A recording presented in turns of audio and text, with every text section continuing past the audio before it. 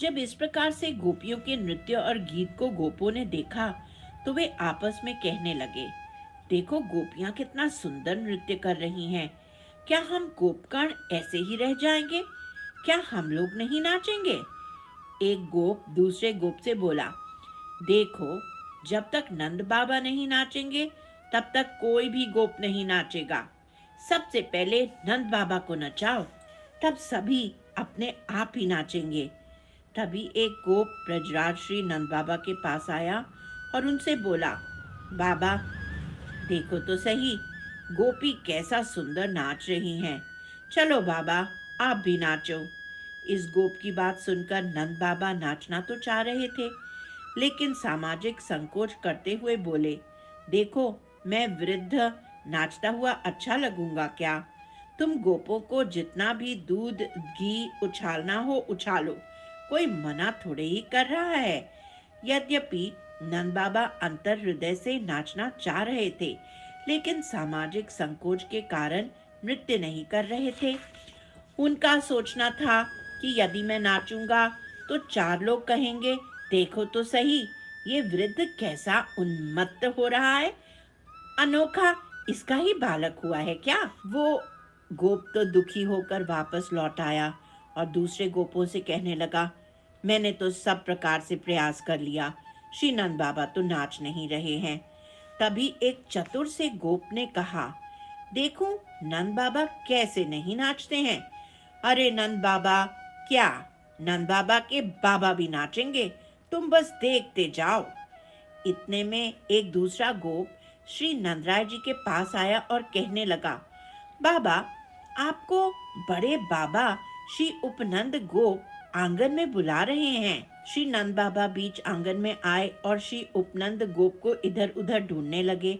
नंद बाबा मन ही मन सोच रहे थे, उपनंद गोप को कुछ परामर्श करना होगा, इसलिए उन्होंने शीघ्रता पूर्वक मुझे आंगन में बुलाया है। इतने में श्री नंद बाबा की आंख बचाकर वह बुलाने वाला गोप तो कहीं और खिसक गया। जब श्री नंद बाबा इधर उधर घूमकर श्री उपनंद गोप को ढूंढ रहे थे, तभी एक दूसरा गोप दूध से भरा चांदी का कलश लाया और घड़ घड़ करते हुए बाबा के सिर के ऊपर उड़ेलने लगा। श्री नंद बाबा कहने लगे, अरे ये क्या कर रहे हो? वह चतुर गोप बोला, बाबा, दूधो नहाओ और पूतो फलो। इस प्रकार वहां दधी कांधी दूध दही की होली प्रारंभ हो गया। श्री कृष्ण जन्मोत्सव में पणव, डमरू, झरझर, मृदंग, काहड़, भेरी आदि बज रहे थे। ब्रजवासी जन इन वाद्य यंत्रों के साथ ताल मिलाकर नाच रहे थे एवं गायन भी कर रहे थे। वे चरचरिका, गाने का छंद, गीतों का छंद, गायन का छंद आदि अनेक गायन प्रकार को अद्भुत रीति से युक्त गीतों को गा रहे थे। यद्यपि इन्हें संगीत शास्त्र का कोई विशेष ज्ञान नहीं था, लेकिन जन्मोत्सव मनाने के लिए सरस्वती देवी ने इन ब्रजवासियों को राग एवं संगीत कला श्री कृष्ण की सेवा के लिए अनायास ही प्रदान कर दी थी। जन्मोत्सव में ब्रजवासी गण श्री कृष्ण के दर्शन से विशेष हर्षित हो गए थे। इसी हर्ष उन्माद में वे एक दूसरे के ऊपर माखन के गोलों से कभी छेने की गेंद बनाकर, कभी दही की कीच से गोला बनाकर निर्भयता पूर्वक एक दूसरे को मार रहे थे। कुछ ब्रजवासियों ने मणिमयी पिचकारियों में दूध दही मंड, दही की तोड़, मथित निर्जल छाछ, आधे जल वाली छाछ, सुगंधित तेल आदि को हल्दी चंदन आदि के मिश्रण से युक्त करके भरा और तीक्ष्ण धाराओं के द्वारा पिघलते हुए स्वर्ण जल की तरह एक दूसरे के ऊपर तरल द्रव्यों को फेंकने लगे। इस प्रकार वहां पर उपस्थित सभी ब्रजवासी गण दूध, घी, मक्खन, दही आदि गोरस एक दूसरे के ऊपर उछालने लगे। इस दधी कांधे दूध दही उछालने का उत्सव के पश्चात जो दृश्य उपस्थित हुआ वह तो और भी अद्भुत था।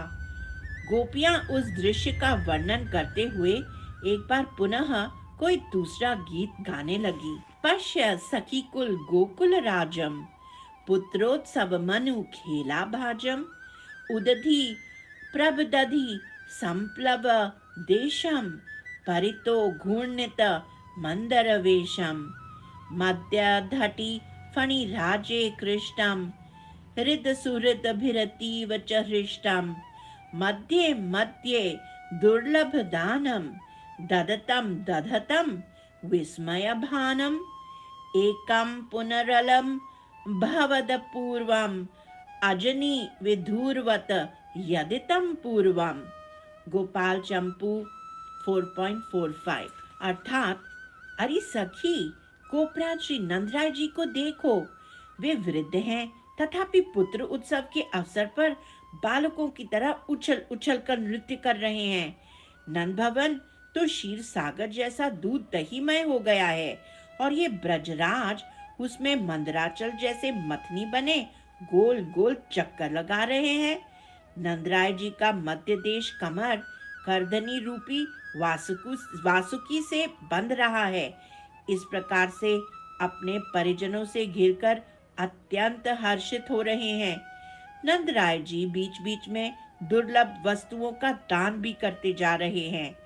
आहा, इस नंद उत्सव में सबसे बड़ा आश्चर्य यह है कि चंद्रमा की उत्पत्ति क्षीर सागर के मथने के उपरांत हुई थी, लेकिन यहाँ ब्रज में तो कृष्ण चंद्र क्षीर समुद्र के मंथन के पहले ही प्रकट हो गया है।